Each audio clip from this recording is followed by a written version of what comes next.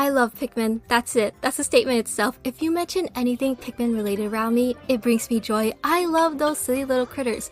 I've been obsessed with Pikmin since release on the GameCube with Pikmin 1 and 2. And so of course, when Pikmin 3 was announced, I had to get that too. And for Pikmin 4, the same story repeats itself.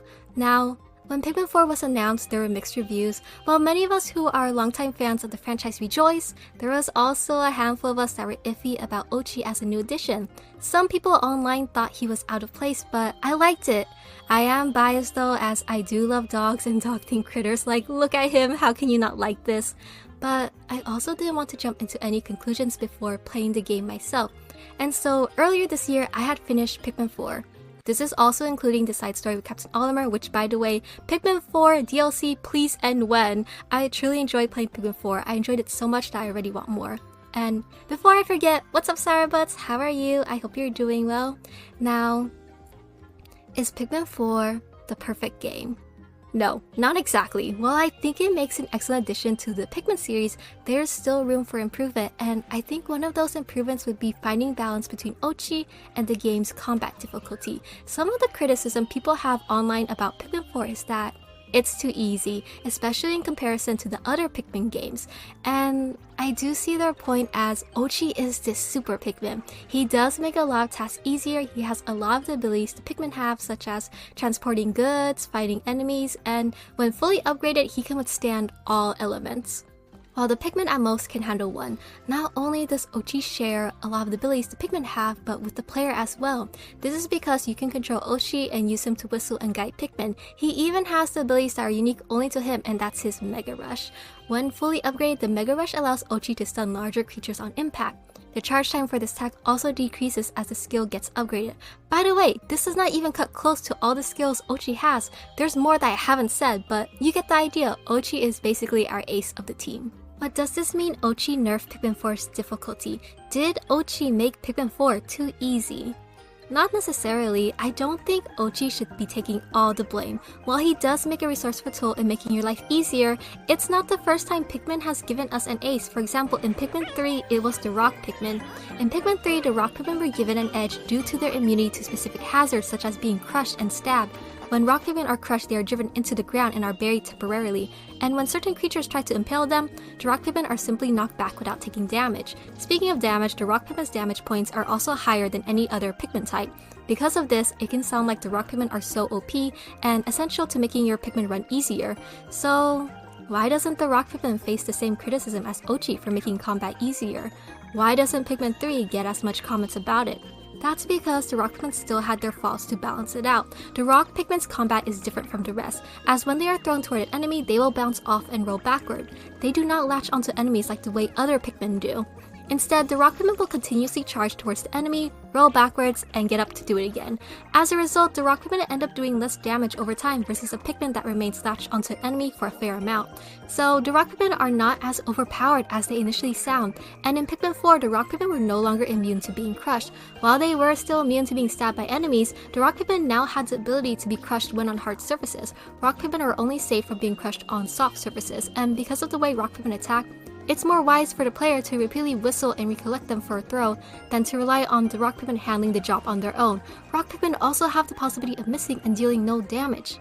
Now, I know some people were upset with taking away the Rock Pikmin's complete immunity to being crushed, but I believe these changes help keep them in check. The same can be said about the Ice Pikmin. When the Ice Pikmin were introduced, I've had friends say that they were a very powerful Pikmin, and yes, I do agree that strategy-wise, the Ice Pikmin can come in clutch. The Ice Pikmin have the ability to freeze enemies similar to the freezing ability in Pikmin 2, but instead of stone, it is ice. However, their ability is not instantaneous like the Ultra Bitter Spray. When attacking enemies or getting eaten by them, a gauge will show indicating how much more until the enemy freezes. This is a useful strategy, but the enemies don't remain frozen forever. If you take too long, the enemy will eventually break out of the ice and shake off any Pikmin that were latched on.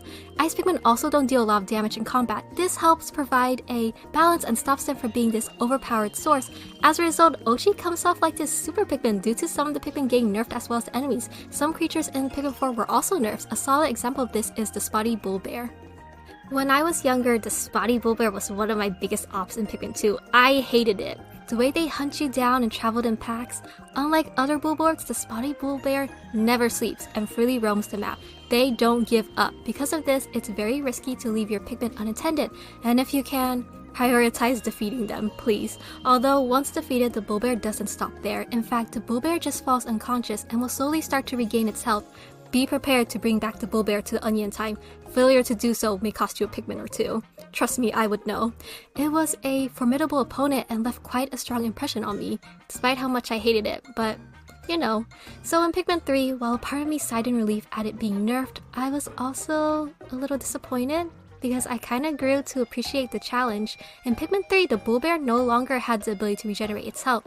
Once defeated, that's it. No need to stress. They are also less persistent in chasing you compared to Pikmin 2, as they will eventually give up. In Pikmin 2, once they caught you in sight, the chase was on.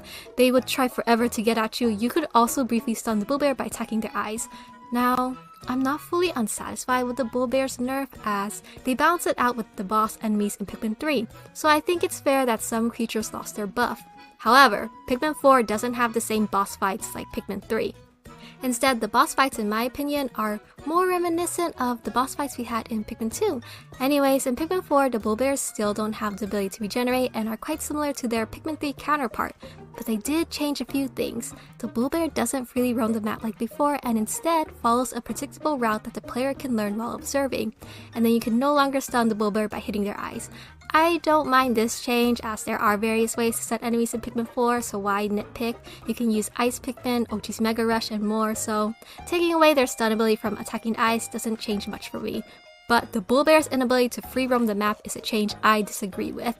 I think to even out the field, Pikmin 4 should have had the bull bear act the way it did in Pikmin 2. Bring back the regenerative health, the relentless pursuing, and more. Why would you nerf the bull bear further when Oatchi already makes it easy? For instance, Oatchi's ability to carry Pikmin on his back often comes in clutch. You don't have to worry about booming your Pikmin as often as before. You can easily keep them all together when you're riding on Oatchi, and Oatchi can help you escape from foes. And depending on where you're at on upgrading Oatchi's skills, Oatchi can temporarily stun enemies with his Mega Rush and then make a run for it. Other enemies may not have been nerfed, but definitely needed a buff. For example, the man at legs was one of the most daunting enemies for me when I was younger. But with Oatchi, it makes outrunning his attacks much easier, as well as protecting your Pikmin. You don't have to worry about Pikmin being left behind, as they all remain grouped together on Oatchi's back. As a result, throwing Oatchi into Pikmin 4 can be like throwing a professional baseball player to compete against a group of random kids. Not even kids who have played baseball, but a group with no experience. They're just here because they're being graded on it for PE. But that's why I don't think Oatchi should take all the criticism for making Pikmin 4 easier. The enemies played a role in this and could have been tweaked to balance it out, and I do understand why some of the skills he has was made. Oatchi has the ability to be immune to all elements when upgraded.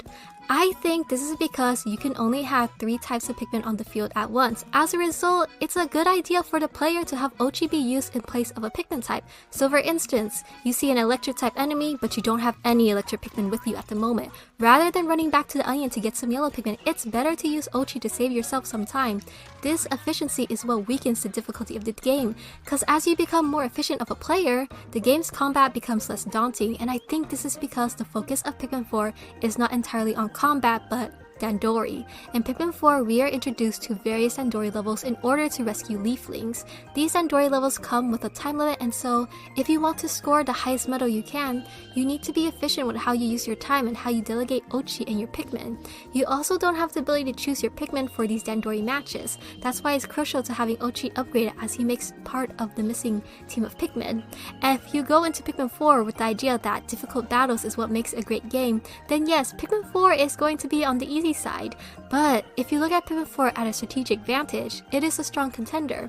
Pikmin 4 provides a different type of challenge from the prior games, and that's how efficiently you can delegate your squad in Dandori and night missions.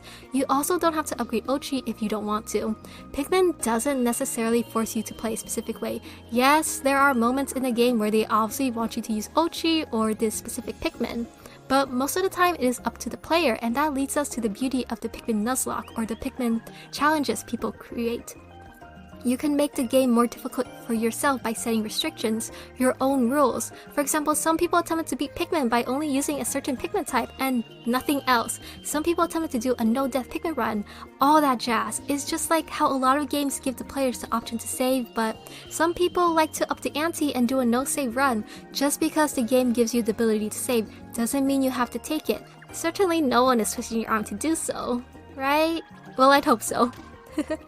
Overall, I don't think Oatchi should be the sole reason why Pikmin 4 feels easier than the other Pikmin games.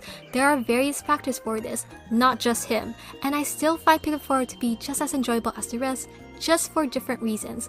With that said, what was your favorite Pikmin game from the series? Have you attempted to do a Pikmin Nuzlocke before, or some type of Pikmin challenge? If so, let me know how that went. I kinda want to do a Pikmin 4 run where I don't use Oatchi. I'm sure that'll be fun, but then again, I like any excuse to play more Pikmin, we shall see. Anyways, this is Little Lemon Drop dropping out. Have an amazing day and do remember to stay hydrated. See ya, bye bye.